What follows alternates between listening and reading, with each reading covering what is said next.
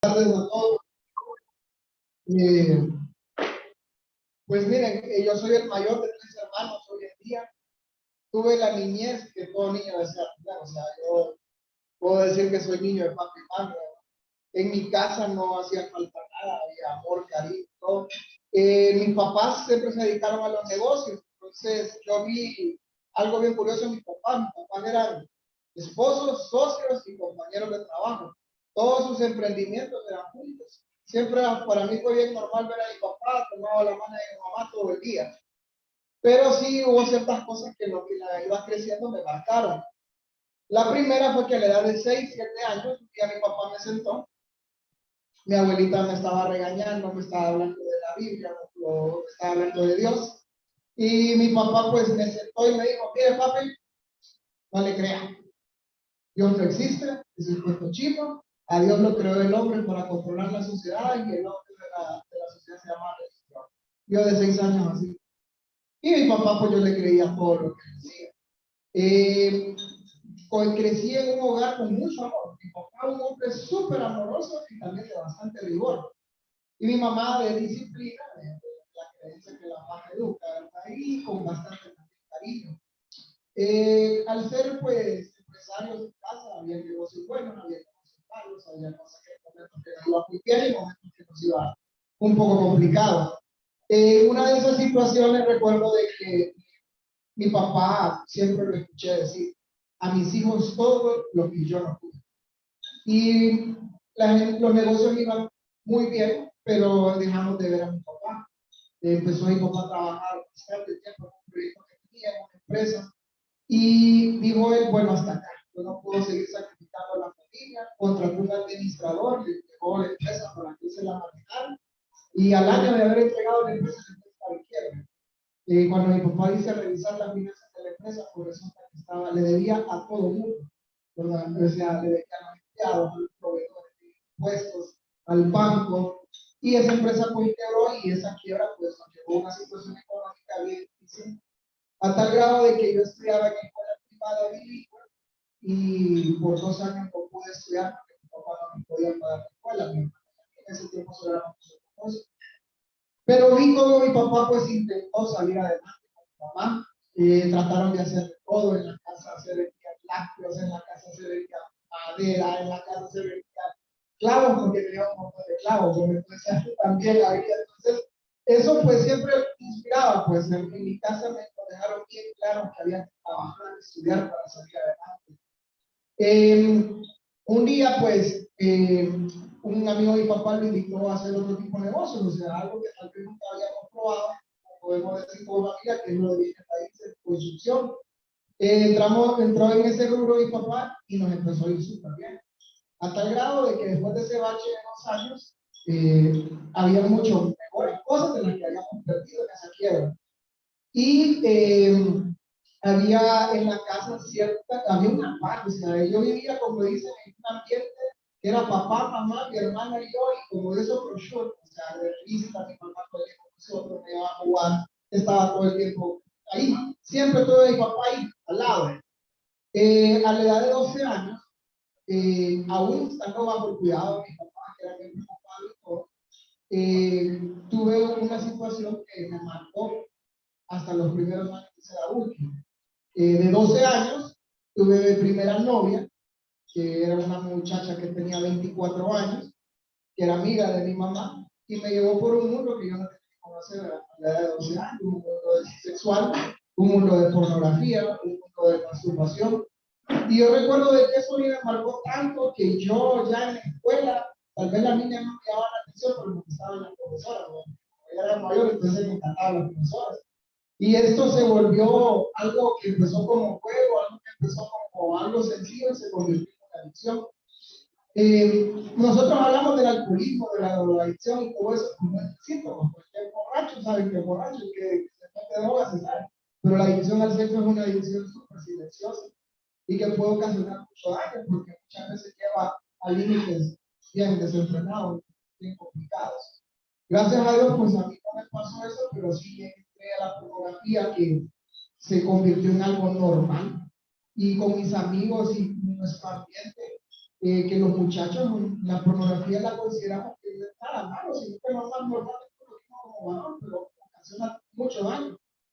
A la edad de 14, 15 años, mi papá vino y mi papá era especial, o sea, me sentaba en una cita como de acusado y me preguntaba, y a la edad de 15 años, 14, 15 años, vino él y me dijo, bueno, me dice, ¿y usted qué espera de la vida? Y yo así como, 14 años, o sea, no, ¿qué quiere ser? Y yo, quería jugar fútbol, ¿verdad? O sea, quería ser, eh, yo quería jugar fútbol, no sé, quería andar jugando en la calle con mis amigos, ¿no? Y vino, yo le dije, no, ¿qué me habla? Mírame, dice, usted tiene que tener una visión en la vida. Usted tiene, ¿a qué edad se va a casar? ¿Qué profesión va a tener? ¿Cuántos hijos va a tener? ¿Cómo nos va a tener? Yo de 14 años, o sea, ¿qué iba a pensar yo? Pero me dejó eso, lo que me dijo, no, usted tiene que saber para dónde va. Usted tiene que tener un plan de vida corto y un plan de vida largo. Pues seguí a la edad de, a eso rapidito, vino él y dijo, mire, me apareció un proyecto y usted no necesita un trabajador y usted es mano de obra gratis, así que venga, se me llevó un proyecto de él que estaba desarrollando como mano de obra gratis. Y a la edad de 15, 16 años yo mandaba gente y tenía que hacerme caso, pues era hijo de gente, y salí regañón, así como que los chaparros son así. Y empecé a mandar gente a los 16, 16 años, 17 años, y en esa edad, pues tengo mi primera novia ya, una muchacha de mi edad, vecina, digamos, casa enfrente. Y miren, empecé ese noviazgo, pero ya saben, yo estoy en camino, ya había recorrido. Pero Dios, ahí yo entiendo que fue Dios, nos cubrió, o sea, el noviazgo súper sano, muchacha de casa, con sus papás bien pendientes, de ir a la iglesia, y que los papás estaban a platicar con ellos. Entonces, y nada, todo era como bien seriecito el asunto. Tuvimos un noviazgo de 2, 3 años, y cuando estoy terminando el bachillerato, viene mi papá y de nuevo me sienta, ajá, me dice, y así me hablaba, ajá, me decía las hijas de playa, así. Y me dice, bueno, papi, me dice, y entonces, ya terminé el colegio, quiero estudiar. Y yo en mi mente pensaba tomarme un año sabático, así que había sido 11 años de estudio, ¿no? Desde kinder, decía yo. Pero cuando estaba ahí sentado me dio miedo decirle que me quería tomar un año sabático. Creo que no podría haberlo dicho y le digo, no, mire, yo quiero estudiar en la universidad, porque él me preguntó si yo quería estudiar, perdón, o quería trabajar. O sea, mi papá me dio esa oportunidad de no estudiar, o sea, o trabajo o estudio. No, yo voy a estudiar porque entendí que como dicen, para que la pista es la menos que la pala. Entonces, dije yo, pues, me dice que va a estudiar. Yo ya sabía desde muy pequeño, cuando él me dijo que quería, no quiero ser ingeniero civil, y se le escucharon los ingeniero, o sea, bueno, tenga pues, y sacó de la gaveta bajo de billetes, me lo dio y me dijo, vaya a matricularse a tal universidad. Él escogió la universidad porque yo le dije que era mantenido y que no sabía para dónde podía agarrar. Y me dijo, él no fue a la pública, que te vas a ir a conocer muchachos, no, una privada. Me dio el dinero, llegó yo a la universidad a matricularme y mi primera sorpresa, que estaban todos los niños de la pipí que estaban terminando el año matriculándose ahí, por lo que lo estaban matriculando eran los papás. Y yo llegué en mi propio carro, a ese entonces yo tenía mi propio carro, mi celular, me daba mesada, y me matriculé en la universidad, y cuando estoy saliendo, me cayó el 20 y digo, wow, ya salí de casa. Por medio de esa universidad, empecé a estudiar y se me abrieron puertas para ir a estudiar al extranjero. Y me fui. Llegué yo a la casa con la noticia, le dije al papi me dice que está la oportunidad de que yo me pueda ir para los estados a estudiar. Y mi papá feliz. Y me dijo, ¿y cuánto es? Y vamos a ver cómo le hacemos, si necesitamos, vamos a ver qué vendemos, pero usted vaya. Me fue a dejar al aeropuerto San Pedro Sula. Y recuerdo que cuando estaba en ya para contarme el avión, me entregó 4 tarjetas de crédito y me dio $1000 en efectivo y me dijo, cuídese. Y llego yo a Estados Unidos con tarjetas de crédito que nunca había tenido, plata en la bolsa. Me dicen unos amigos cuando iba en el avión, que íbamos en el bus de la universidad, me dicen, ¿y vos de dónde sos? Y yo, soy hondureño, que ustedes son calidad para los pies, y que esto, que lo otro. Y me empiezan a presentar como el catracho. Llego yo a la universidad y que me presentan, mira, que este es dominicano, que este es puertorriqueño, que este es peruano, colombiano, que aquí somos los latinos y que no te llevan como con aquellos y así. Y me dice uno de ellos, mira, ¿a vos te gusta ir a la fiesta? Y yo, sí, le digo, mira, el sábado nos vamos a una fiesta. Miren, me alisté, me voy para aquella fiesta y yo iba bien para la fiesta, manga larga, esa partida, y aquellos en pijama a la fiesta. ¿Y qué onda con estos? Llegamos a la famosa fiesta y se me hace el brother y le dice, mira, le dice, este es salvadoreño y este es hondureño. Ay, nos saludamos, ¿qué tal? De nada, mira que acá es hondureño, tenés, y dice, me da un trago. Y yo, y este man, sí, los catrachos son calidad para beber. Y yo, ¿verdad? Sí, ¿verdad? Y ahí agarré el trago, lo quedé viendo, y después nada, voy a perder, más un par de uno. Y yo, lo puse para adentro, miren, en mi casa mi papá nunca bebió, mi papá nunca fumó, mi papá nunca bailó ni se escuchó. O sea, mi papá yo creo que yo lo molestaba porque sé que era un pan aburrido, era él. Y aquel trago yo lo probé, lo tomé, pero en ese momento empecé a soldar una cadena que mi papá en su propia fuerza me había querido romper, que era la cadena del alcoholismo. El papá de mi papá, o sea, mi abuelo, había sido un alcohólico que bebió 25 años seguidos, desde los 14 años hasta los 39 y dejó de beber por alcohólico matónico, pero que bebió 25 años todos los días y de guarito para abajo. Y yo cuando probé aquel trago, creyendo que las podía, empecé a atarme y empecé mi segunda carrera. Al mismo tiempo, pues, yo he sido, pues, bueno para hablar, bueno para tener amigos, y empecé a hacer más amigos, y más amigos, y más amigos, y más amigos. Y de pronto aquí uno me decía, mira, vamos a ir a beber, y el otro me decía, mira, vamos a ir a jugar dominó, y el otro me decía, mira, que vamos a ir a jugar Texas, y el otro vamos a ir a jugar póker, hasta damero lo hacíamos apostado. Y empecé a jugar, y me gustó. Y lo que más me gustó era que siempre había alguien que le decía a uno que es bueno para hacer las cosas mal. ¿Qué motivación es? Y me decía, ¿cómo? Bueno para chillar. Y el que vos bueno para beber. Y las muchachas, ya había terminado con la novia que ella contigo, porque no podíamos tener amor así de lejos. Y me empezaron a gustar más las muchachas. Hasta que un día llegó un amigo que me dijo, fíjate que no te la compliques tanto. Me dice, mira, vamos a ir a un club de stripper. Ahí no tenés que esforzarte mucho para conquistarlas. Y me voy a aquel club de stripper. Yo adicto a la pornografía, adicto a una adicción así. Fue como que me estaban abriendo pues todo. Y para hacerles pues corto el cuento, a la edad de 20 años yo tenía todos los vicios. Hace en años del 2020, hace como 3 años en pandemia, mi mamá empezó a limpiar la casa de ellos y encontré una foto que yo estoy sentado en una mesa con un habano en la boca, con unos lentes oscuros, con una lata de cerveza así, jugando cartas. Y mi mamá me dijo, y esta foto yo nunca la había visto, y yo, wow. Yo por ahí un doncito, como dice, así, con todos los vicios a los 20 años. Y empecé a ver de qué manera pues, podía cubrir esa vida, porque una vida es súper cara, o sea, ahí se gana, ahí se pierde, ahí se plata. Y empecé a ver de qué manera le hablaba a mis papás para solventar ciertas cosas. De pronto ya no me ajustaba la plata. Y encontré un día con un amigo un gran negocio. Yo era menor de 21 años, no podía comprar alcohol directamente en Estados Unidos. Y vino mi amigo, me llevó a una tienda de licor. Caí en gracia con el gringo, me llevó a la tienda de licor. Y empecé yo a distribuir licor legalmente a la universidad. Y le ganaba $10 a las botellas.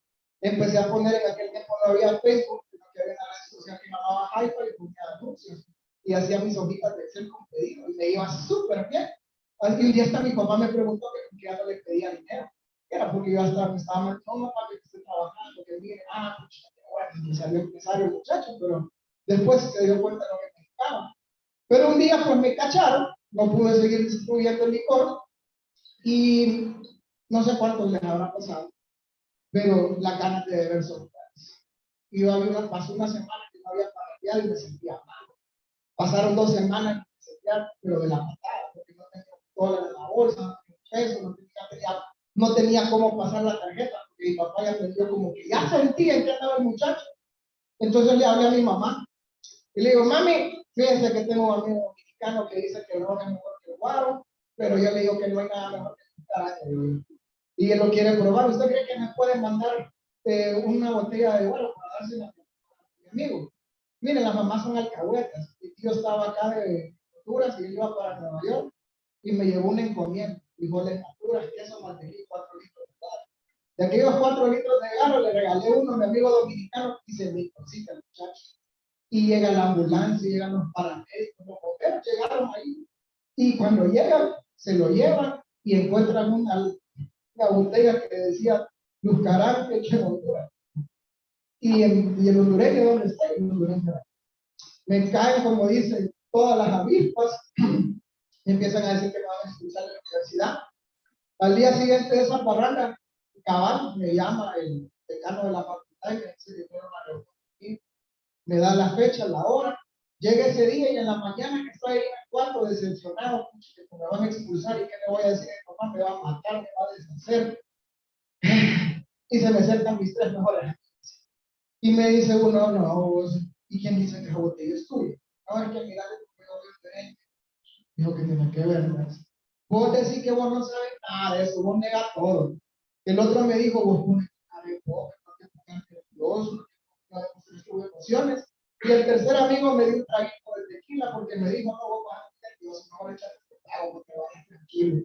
Esos eran mis amigos. Y era el otro amigo que estaba así, ¿verdad? Llego yo a esa reunión y se siente el decano serio, que viene y te dice, mira, si yo no sé qué hacer con usted, nos hemos dado cuenta que usted distribuye bebidas alcohólicas, pero ese era el menos de los problemas, porque había unos que vendían drogas, siempre el que vendía bueno, como que lo miraban de lejos. Y miren, me dice, yo me fui a hablar con el guardia de seguridad de su edificio, con la señora, la comunidad, con sus maestros. Sus notas no son excelentes, pero pasan en promedio. Pero todo el mundo me dijo que usted es buena gente, que es alegre, que es amable, que es social y que es servicial. Y nosotros creemos en la segunda oportunidad. Así que no lo vamos a expulsar, pero para el próximo año tenemos que dejen la parranda, dejen la bebida, revisen. Miren, yo salí de la reunión con el pecho hinchado. Aquí me quieren en esta universidad. Hay popular, que todo el mundo me quiere. Y salí a celebrar con mi amigo, una curva que duró como 3 días. Miren, estaba desperdiciando mi vida. Terminé ese primer año y mis papás, pobrecitos, niños que estaban aguantando frío allá en Estados Unidos, me hicieron fiestas de bienvenida, mis amigos también. Y en una de esas tantas, no, ya me voy, que me voy a aprovechar para irme antes. Y yo no les decía a mis papás por qué me iba antes, sino que de cargo que quería presentarme antes porque tenía que cumplir un castigo. Y tenía que hacer limpiar patios, ayudar a la gente a organizar varias cosas y también integrarme en un programa que estaba abriendo de debate en la universidad.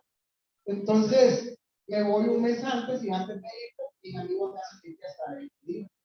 Y en esa fiesta, miren, yo les puedo decir, a mí en la casa tenía dos luchas. A mi mamá que me hablaba que gustara a Dios y mi papá que me decía que Dios no existe. Y tenía otras cosas, como dicen en la película de David. Y mi mamá me dijo, papi, busque a Dios. No, dice su vida. Ya me miraban que yo no paraba en la casa. Ya miraban que yo iba como malo. Las mamás lo conocen a uno. Y yo cuando iba a esa reunión del decano, le había dicho a Dios que si era real o que me sacaran el lío. Ustedes saben esas veces cuando uno está, como dicen, con un problema bien fuerte y le pide a Dios que nos sirva. Llego yo a la tal fiesta y me sirvo mi trago de costumbre, mis amigos. Cuando lo iba a probar, yo lo lío, ya, claro, cuando lo probé, amargo, no sabía así. Me pasaron otro, igual. Y miren que en esa fiesta no pude beber. Salí de la fiesta enojado, molesto. Me metí en una gasolinera, un bulevar de acá, quería comprar cerveza, la compré y cuando iba a probar salía peor que me fui. Al día siguiente agarré vuelo y miren, desde ese día no volví a beber, no sé qué pasó. Lo yo entiendo que fue Dios que empezó a escuchar las oraciones de mi mamá. Porque a veces uno recibe por las oraciones de otros, por las que uno hace. Y Dios me quitó la bebida, pero tenía una lengua de vicios, especialmente las muchachas. Y en ese año que regresé, pues me enamoré de una muchacha. Empezamos a vivir juntos, porque la universidad no estaba esa oportunidad de vivir juntos. Y los 2 o 3 años siguientes de la universidad, pues era casi matrimonio. Cuando estoy terminando la universidad, me llama mi papá y me dice, papi, no se preocupe, aquí está su trabajo en la empresa, así que usted termina su universidad tranquilo. Y me empieza a decir así, mire, papi, disfrute su vida, pero disfrute sus hijos, cásese luego, para que pueda, mire cómo yo lo he disfrutado, porque yo la verdad yo tengo 38 años, recién cumplido, Y mi papá tiene 58, o sea, queda 20 años. Yo disfruté a mi papá como igual el hermano que yo. Entonces me dijo así él, y yo, mi papá quiere que hace. Y me dice que tengo el trabajo listo. Entonces, aquella muchacha que era mi novia, le dije, oiga, ¿por qué no nos casamos? Ella me dice, sí, está bien. Y cuando yo regresé, papi, aquí está el título y esta es una noticia, me voy a casar. Y mi papá, no, es que no era en serio, me casar ahorita, de 23 años. Me casé, un matrimonio que solo duró 9 meses, un matrimonio completamente por la banana, como digo yo, fallido, basado en viajar, en gastar, en esto, lo otro, nunca habíamos tenido un problema, todo es económico. Y cuando yo regresé de la universidad, y aquí estábamos en una situación bien difícil como país, el 2009 horrible, el 2010 que me agarró recién casado, a nosotros en la empresa nos había ya parado proyectos públicos o privados, las bienes raíces no se volvían, todo estaba parado completamente, no había plata, y empezamos a tener problemas económicos. A todo esto, en casa de mis papás, cuando yo regresé, porque los días que me quedé viviendo en la casa de mis papás, ya no era la casa en la que yo había salido. Mi papá, sus amigos eran expresidentes de la República, diputados del Congreso, y mi papá era director del equipo de fútbol, pertenecía a la federal, a la FENAFUD. Entonces, todo eso era la fiesta de mi papá y mi mamá en casa, ya no estaban juntos. Y yo miraba cierta tensión con ellos. Y un día, pues, como para ponerle la cerecita, fue que mi mamá descubrió que mi papá estaba en adulterio, que estaba amante. Y eso fue como el boom, el detonador en la casa. Miren, en la casa hubo situaciones económicas, como le digo, difíciles, pero eso no me importó, pues siempre se salía adelante, se resolvía. Pero cuando mi papá cayó en adulterio, ahí se actuó, bueno, o sea, fue una situación tan difícil. Empecé a ver a mi mamá, que era mujer alegre, aquí era una mujer servicial, que se fue consumiendo poco a poco, se fue encerrando en ella. Y un día, en ese trajín, en lo que yo me casaba y me salía de la casa de ellos, pues llegué a la casa y muy de costumbre de nosotros, que mi papá y yo en una mesita de la casa poníamos cada quien su billetera, el celular y la pistola, porque estábamos armados. Y escuché que mi papá y mi mamá se estaban peleando, se estaban diciendo de todo. Y yo dije, están peleando y me fui para el cuarto.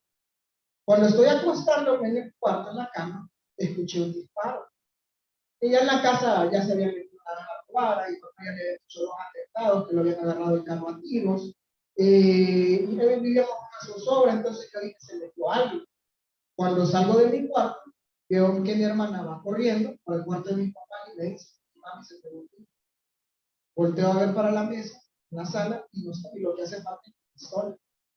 Llego yo al cuarto de mis papás y encuentro a mi mamá tirada en un walking closet, llorando, con mi pistola en la mano, como un cholón. Ese día, mi mamá intentó quitarse la vida. Yo como pude le quité el arma, entró uno de los guardaespaldas a la casa, escuchó el disparo. Yo le entregué el arma, mi hermana abrazó a mi mamá, yo no pude abrazar a mi mamá. Me partió el alma verla llorar, ella decía que ni para matarse podía. Me voy a la cocina y encuentro a mi papá. Y le digo, papi, haga algo, porque es posible que estemos así. Y mi papá, ese hombre duro, explosivo, me quedó viendo y me dice, mira qué ridícula su mamá. ¿Cómo quiere que yo esté con una mujer así? Sí, porque me tocó. Agarró la llave de su carro y se fue. Miren, cuando yo vi que mi papá se subió al carro y lo arrancó, se me partió el corazón. Y además de eso empecé a sentir un sabor a sangre en la boca, cólera. Y este viejo está por así que se va. Esa era mi familia, esa era mi casa. Yo, como le digo, salí, me casé, un matrimonio que también se fue. 9 meses, regresé a vivir a la casa de mi papá. Cuando regreso, mi papá no paraba en casa. Pleito por el tiempo. En la empresa yo empecé a tener problemas con mi papá porque yo quería matar, él mataba y una situación horrible. Todos lo contradecían, todos lo hacían mal. Y él también me decía lo mismo, que usted lo hace mal, que esto, que lo otro, no avanzamos. Imagínense en una empresa que las cabezas no están de acuerdo. No hay prosperidad, no hay avance, no hay nada. Mi mamá la llevamos, todos conocíamos de Dios y nada, pues la llevamos a psiquiatras. al psicólogo. Yo andaba con ella para arriba y para abajo. Le empezaron a dar medicamentos. Mi mamá empezó a consumirse aún más porque solo despertaba para llorar por mi papá. Solo despertaba para decir que yo quería morir, que no servía, que ya no valía. Empezaron a suceder cosas todavía mucho más fuertes en la empresa, que tal vez hay gente que lo pueda decir que es normal, pero no. En años invertimos una cantidad fuerte de dinero en publicidad para poder rescatar un proyecto residencial que nosotros teníamos, y 1 metro cuadrado no lo vendimos en ese año, publicitándolo en medios, en periódicos, en revistas, y nada. Se nos moría.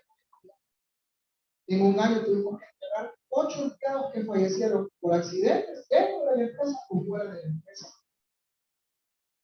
No nos salía nada, nada salía bien. Un día, pues, hablando así, yo molesto, yo empecé a odiar a mi papá. O sea, mi papá le gritaba a mi mamá, la trataba, lo que nunca había hecho lo empezó a hacer. Y no paraba, y un día pongo aquel lado en uno de los carros, el carro que usaba, y viene el muchacho, saca las cosas, las va a poner al escritorio, y cuando yo agarro las cosas para revisarlas, encuentro talonarios de colegios que les pagaban la colegiatura a los hijos de la mamá, colegios privados. Pero mi mamá a veces le preocupaba con la consulta para el psiquiatra y le gritaba y le decía, yo le decía, papi, fíjese que el doctor quiere que usted vaya a terapia para que no va a estar tocando en mi casa mi esposa a gente que no conozco. Eso es para débiles, así como su mamá. Y todo eso me haría. Y un día más, ya no, me tiene cansado. Y le conté eso, que le estoy contando a la persona equivocada, y él me dijo, no, compadre, vos que te la tiraste, qué malo, que hayas dado una guardia y te la tiraste una, porque no te quebras ese viejo sin vergüenza. Así me lo dijo. Mira, me dice la mamá de un sagrado y tal, así me lo dijo. Y miren, se lo estaba diciendo, un corazón dañado, un corazón de piedra. Y yo dije, tiene razón. Muerto el perro, se acaba mi casa. Y me dijo, mira, me dio un papelito. Preguntar por fulano, decir que yo te recomendé, no he hecho varios trabajos, me dio una complicación. Y así hice, y así fue como tomé la decisión de acabar con la vida de mi papá. Yo decía, muerto el perro, se acaba la casa. Y vi otra cosa, que moría mi papá, el que iba a tomar la decisión en la empresa. Y el que iba a poder manejar las cosas, iba a ser yo. Y mi mamá, pues, iba a llorar, ya lo estaba llorando, lo iba a llorar, pero con el tiempo iba a dejar de ir. Y se iba a olvidar de él. En ese momento de mi vida estoy, cuando un día llego a visitar a mi mamá, agarré la costumbre de ir a visitarla, de estar con ella, y le encuentro llorando. Y a mí me preocupaba mucho ver a mi mamá llorar. Situación, o sea, caía en un tema bien difícil. Yo no sé si todo ojalá que nos haya llevado o familiar es difícil tratar con ese tema. Y solo el poder de Dios lo sacar a alguien así. Y le encuentro llorando y le digo, mami, ¿qué le pasa? No, me dice, no me pasa nada. No, mami, ¿por qué está llorando? No, dice que hoy en la mañana, a todo esto, mi papá nunca se fue de la casa, ni estaba. Tenía su ropa planchada, su comida, quería estar mi mamá para eso. Y no estoy platicando con su papá, me dice, y dice que hablamos. Él decidió hablar conmigo, me dice, me pidió perdón por todo lo que me ha hecho. Y yo quedé así, silencio. ¿Y qué? Sí, es que estuvimos hablando, me dice, su papá me pidió perdón. Y usted, ¿qué le dijo? No, que sí, que lo perdonaba. Y a mí se me quemó el chip, porque mi papá nunca pidió perdón. Mi papá decía que el que manda mal, dice, si se equivoca, vuelve a mandar. O sea, imagínense que le ego de él. Y él decía que pedir perdón, si él le tenía la razón por el tema, nunca se equivocaba. Y yo quedé así como en shock, me quedé pensando eso. A los días llego a la oficina y estábamos trabajando en un proyecto, en los preliminares de un proyecto, y un arquitecto que estaba trabajando con nosotros entró a la oficina y lo escucho que tiene alabanzas. Y cuando yo entro a mi oficina y tiene alabanzas, me enojé. Le digo, pagame eso. No, mira, que no, paga esta cosa. No, mira, me voy a poner los audífonos. Y se ponen los audífonos, se sienta con su laptop para trabajar. Yo estoy en el otro escritorio y lo quedaba viendo. Y aquel chavo, aquel arquitecto, se ponía a llorar. A ratos se reía, de que volvía a llorar, que se agachaba y se ponía así. ¿Qué pasa? Y me levanté y digo, y me voy a buscar casa. Chillando, así le dije. No, mira que conocí a Jesucristo. ¿Y qué le digo yo? Conocí a Jesucristo. ¿Y a dónde le digo? Ahí donde me llevó el ingeniero. ¿Cuál ingeniero? Tu papá. Y yo, ¿qué? ¿Qué así? ¿Va? Así que, ¿qué? Sí, me dice ahí en el Inter, que un desayuno. Y a mí se me quemó el chip. Yo, ¿cómo le digo yo? Mi papá. Sí, me dice. A mí se me había perdido un parlante de mi cuarto, un amplificador de la guitarra eléctrica. Y como que hace cabros cuando fue el lunes. Y el martes mi papá le había pedido. Eso fue un jueves y yo el lunes le digo, oíme, ¿y vos no has visto un amplificador ahí en marcha? Sí, me dice, ahí lo llevé. Llévame ese lugar. Sí, me dice, con una condición. Decir que cuando te pregunten qué actividad, decir que yo, porque mi capítulo era aquel que fue el amplificador del mes, el que más limitado del mes, y es el temporada del desayuno.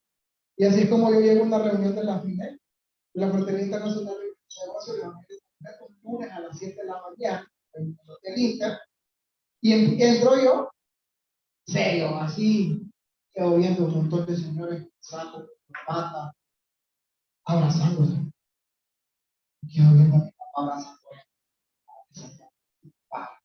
Me senté así al final del salón, volteo a ver que tienen mi amplificador usando lo de patente y ganaba el amplificador y yo, parece. Se levantó, se paró un testimonio de la identidad. No me pregunten, o sea, yo me cerré mi audio, solo con y estaba de brazos cruzados, así. Se levantó una persona y me dio una papelera que se llama hoja de oración y que ella escribe aquí sin miedo a Dios y al Padre. Sí, que es la que le compran las cosas a uno, el trabajo, el piso, los que sanan, los doctores, para los estudiantes sanan. O sea, incrédulo, yo me crié siendo incrédulo. Y cuando sacan el sobre, que Dios bendice a la hora, pues sí, aquí le están bajando el dinero a todo el mundo. Termina la reunión, ya voy para la puerta y me dice, venga, me dice, mucho gusto, usted es el hijo de don Joaquín. Y yo, sí, mucho gusto, le doy la mano y aquí me dan la mano, que abrazan, me jala y me pega un abrazo. Yo chaparrito, el señor bien grande me metió debajo del sobaco, me llevó el saco ahí, con él me abrazó como así, como nunca nadie me había abrazado, o como tenía años de no sentir un abrazo. Se acerca otro señor y me dice, mire, ¿y usted no va a acompañar el Israel? Yo le bajo el saco del señor, sí, le digo, y mi amor. Eso fue un lunes, en septiembre del 2011, 19, y el viernes empezamos a ver el Ciudadepec. Yo dije que sí, me anotaron, pues las cosas son en serio. Yo no llegué el viernes, yo llegué este sábado a Israel. Y en ese Israel yo recibí algo que jamás había recibido. La semillita de empezar a asistir a un lugar de más, o que alguien compartiera la realidad de Dios en su vida. Y empecé a ir al capítulo, y era el mejor desayunador, ya me todos los desayunos del capítulo, pero que escribía la papeleta. No ponía nada en el sobre. Pasó un mes, 2 meses, 3 meses, con mi corazón dañado. Yo estaba al lado de mi papá, pero yo decía, ¿qué hora acaban con la vida de este viejo? Decía yo. Mi mamá todavía se sumergía en esa situación difícil. Y miren que a las semanas, un amigo de un amigo, que se este lío, me llama y me dice, oye, me llama mi número desconocido de mamá a las 2 de la mañana. Vení a ayudarme, que estoy en una posta, no me quieren dejar ir. No, quédate ahí. No, es que mira, le dice que estaba en una costa bien caliente, donde yo empezar y los voy a sacar. Y llego yo a aquella comisaría, aquella posta, y cuando estoy bajándome, digo que va a pasar una muchacha, y yo digo, chaval, ¿no? Entro yo a la estación, y me dice un oficial bien amable, a las 3 de la mañana son bien amables los oficiales. Y me dice, ¿usted qué quiere? No, es que vengo por fulano tal. Y me volteé a ver la chava y me dice, que vos también andás con ese vago, hombre. Yo volteé a ver la chava y era la prima de ella, que ha sido mi primera novia. Y lo que la quedó bien, y vos que hasta aquí con este aragán, este vago, no, esa familia. Y miren, yo la quedo bien y yo dije, ¿dónde está? Sí, por tanto tiempo. Y yo quedé. Y ahí platicando, le digo, no puedo dar tu número, yo para que le voy a dar mi número abajo. Y yo lo vine a traer a él, imagínense, ¿no? No, si yo voy por una reunión, saliendo con mi papá. Y me quedó viendo así de pies a cabeza y me dijo, casado, no, ya me divorcié, platos de una mesa, soy y se fue. Y yo quedé así, no es el primo, y teléfono de tu primo. Bueno, mira, pero yo te lo puedo conseguir, pues me das algo, me dice así, ¿qué? ¿Qué mira? Y pues al fin me dio el número de teléfono, le mando el primer mensajito y me contestan, ¿quién sos? Yo, no soy Joaquín, ¿qué querés? Así, pero empecé a mandarle mensajitos, que mira que esto, de pronto pues me aceptó salir a tomar un café, y después de ese café empezamos a salir, y yo en fraternidad, veía, me quedaba viendo así medio raro, y me dijo, ¿qué te pasa? ¿Te pasa algo? No, nada, no es que eso es diferente, porque es que ahora hablan de no, pero yo no entendía que es que a veces ya no me salían ciertas palabras, sentado, desayunando. Fui a otro Sahel y ahí empecé a como que dicen, a caer en el ¿qué quiere verdad? Estaba haciendo yo con mi vida, fui confrontado, vi que yo estaba completamente tirado, solo, abandonado. Y en ese momento recibo una llamada de las personas y dicen, mírame, ya lo tenemos ubicado en el día. Los lunes entra un hotel y sale como la 11. De ahí agarra para Loar. De Loar que agarra para tal lado. Y vive allá por la carretera, porque yo le dije que era la carretera. Y agarra allá para la carretera de aquí y entra a Loar y sale para el estudiar. Usted nos dice si le damos viaje. Y yo así, bueno, palabras mayores. Llego al capítulo el lunes y cuando entro está el papá de mi mejor amigo del colegio. Un hombre que yo siempre miro, la casa de mi amigo había gimnasio, sauna, los carros que no quería. Digo, hablar de plata. Y habló de algo que jamás en la vida hablaba. Mi papá me dijo, mire, usted es macho. El que pega primero, pega dos veces. Y usted chiquito, ahí que tiene que saber pegar. Y el que se la hace, la paga. Así me lo dijo papá. Macho, ¿va? Y aquí el hombre empezó a hablar del perdón. Y no era perdón. Y si le pegan en una y empezó a decir que había que pedir perdón porque era tan necesario que su papá había sido el enemigo de Atiro. Y que cuando él llegó a los pies de Jesús, su papá ya había muerto y lo que y a mí eso me caló.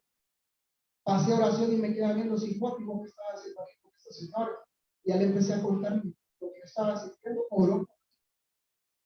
Y yo no sentí algo especial que me ha caído, sino que empecé a llorar, a llorar, a llorar. Salí de la reunión, cerrar el carro y a llorar y a llorar. Entonces agarré el teléfono, temblando. Yo nunca había sentido miedo. O sea, mi papá me decía que el miedo no tiene sentido. Y agarré que el teléfono y así me contestaron aquellas personas. Le dije, no, mire, ya no mate que me llevo. ¿Sí? ¿Cómo me dices? Si todo lo que hemos invertido, ¿qué hacen? Yo le voy a pagar la diferencia porque ya le han dado una plata de los. Yo le voy a pagar la diferencia. Pero esta no la va a pagar pues también porque lo que nosotros queremos pensar. Y así me empezaron a insultar. Y me amenazaron que me iban a matar. Miren, salí, me subí al carro, salí del hotel, llegué a la casa y seguía llorando. Pasó un mes, 2 meses de eso. Con aquella muchacha tomamos la decisión de casarnos. Y miren, yo de pronto, tal vez uno le pueden decir, uno puede sentir como que no hay nada sobrenatural en la vida. Pero yo, mis amigos que tenía, los que habían invitado al capítulo y me dijeron que ya me habían hecho aleluya, ya no los miraba. Ya no me invitaban a beber, ya no me invitaban a jugar potra, porque las potras terminaban en chupa, así. Y miren que de pronto mi vida era ir a trabajar, capítulo, me empezaron a decir, hay reunión de oración, la oración madrugada, la reunión de oración, hay reunión de planificación, iba en la noche, la planificación, y de pronto ya no miraba pornografía. Hay un día que me di cuenta así, estaba pasando los canales, y quedó viendo un canal así, que estaba dando la película pornográfica, y eso lo cambié de un solo, como que algo a mí, ¡pum!, lo cambié de un solo, y como a los minutos que di, y me puse a hacer cuenta, ¿hace cuánto? No me daba cuenta de lo que había pasado por el día. Pero lo que mi esposa me decía, es que ya no, su corazón comprometido, él sigue ser su iglesia. En ese momento, mi esposa llega a un testimonio y habla que no fue.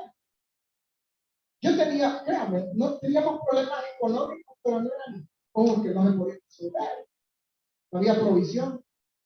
Y yo en esa papeleta lo que escribía era lo que yo siempre había llamado, ser papá. Y yo escribí, yo quiero ser papá.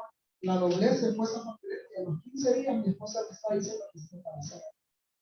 Y yo, wow, sí funciona.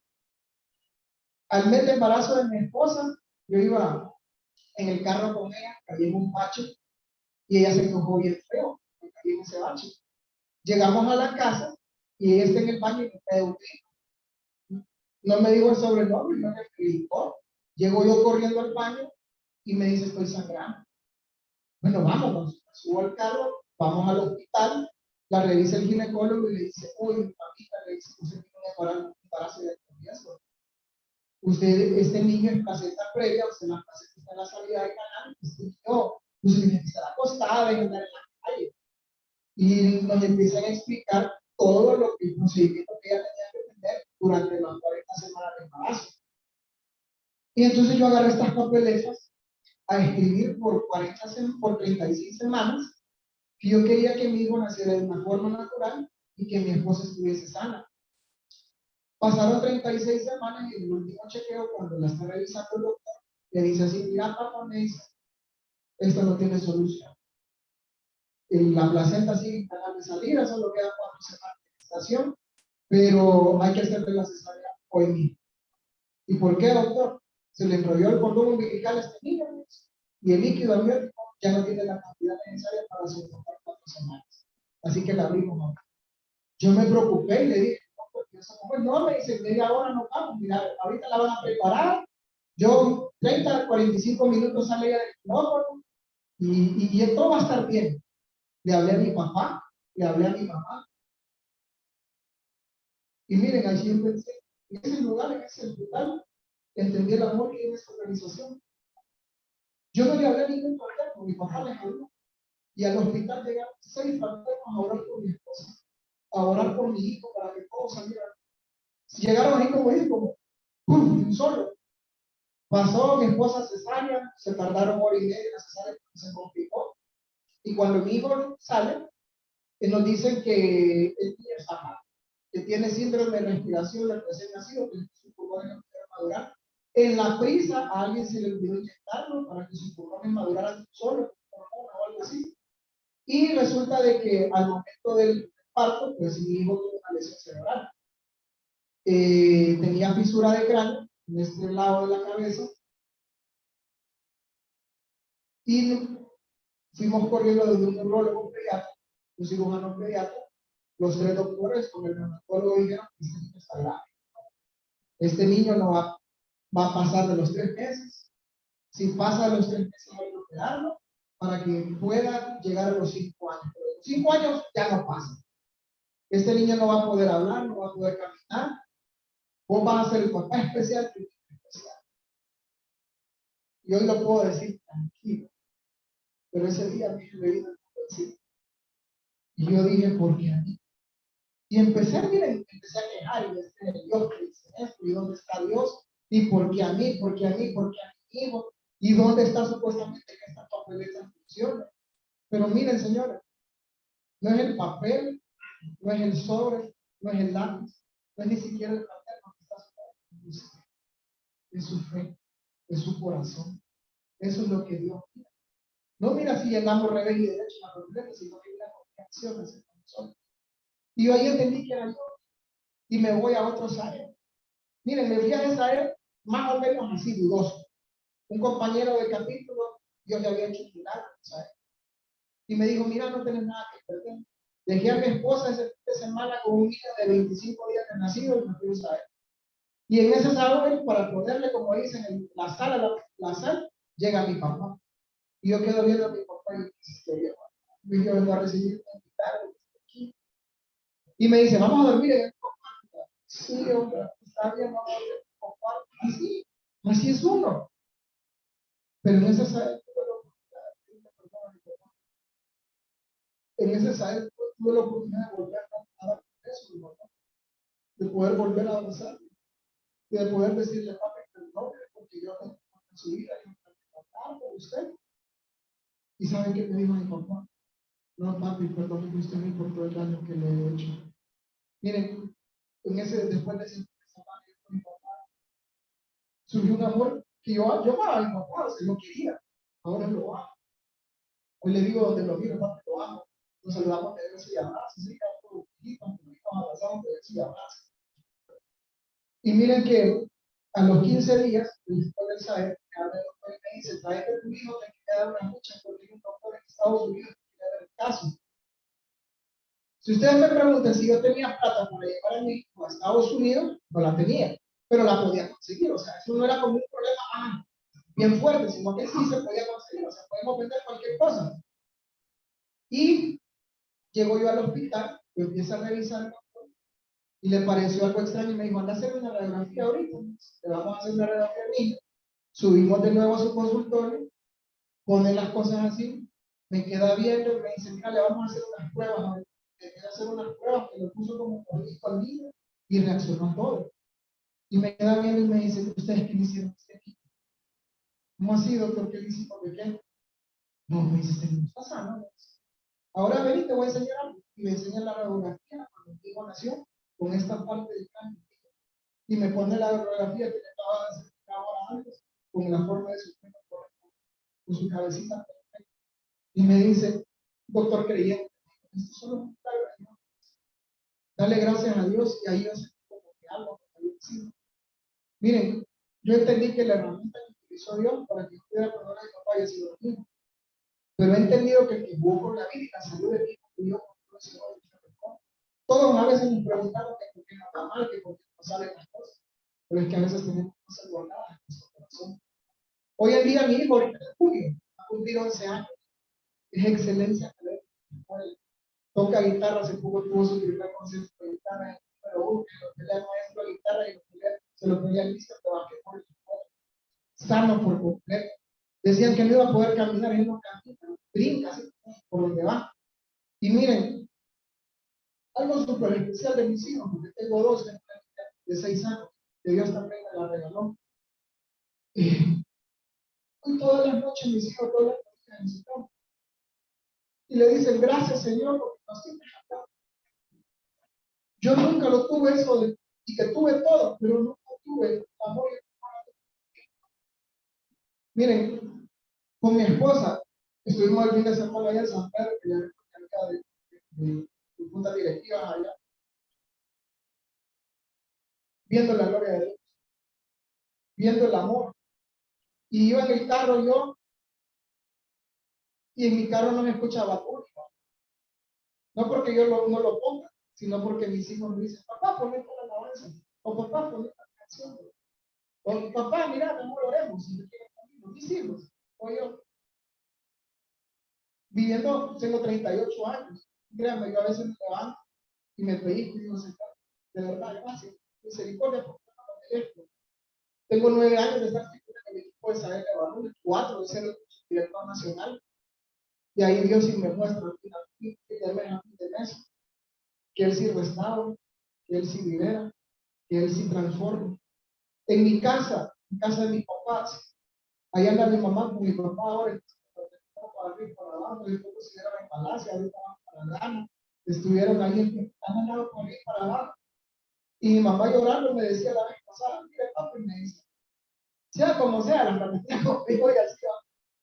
Porque vio que mi papá le costó eso, ¿verdad? Un paso de cambio. Nos están permitiendo vivir lo que tal vez nosotros no podemos vivir, porque siempre nos preocupamos por ustedes y hoy solo nos preocupamos por nosotros. Miren, Dios ha sido maravilloso. Y en mi empresa formamos un capítulo y hemos podido ver cómo hombres dejaron alcoholismo, dejaron drogadicción. Ya hasta nos pusieron ingeniero. ¿No cree que nos puede ir a regalar un muchachito porque me voy a casar? Cosas así tan sencillas, tan bonitas, que uno podría decir que hace por el pero son cosas preciosas que Dios puede ver. Miren, yo no le vengo a decir que yo me enojo y muchas veces me enojo con mi papá porque trabajo con él. Y él se enoja conmigo, o sea, a veces no le hago caso. Pero al final del día está, papi, perdón, oremos, pongamos esta situación ahorita. Nosotros nuestro rubro pues depende bastante de lo que es la banca, de los préstamos de la vivienda de nuestros clientes y pararon fondos de banca y pararon casi por 1 periodo de casi el año, y por más enfocando y preocupados. Digamos bien, vamos súper bien y todo eso. Pero miren, no me lo no le encuentro mi explicación. El contador me mandó, ingeniero, me dice, vamos mejor que el año pasado. Y como yo no sé, pero vamos mejor que el año pasado. Y eso solo digo.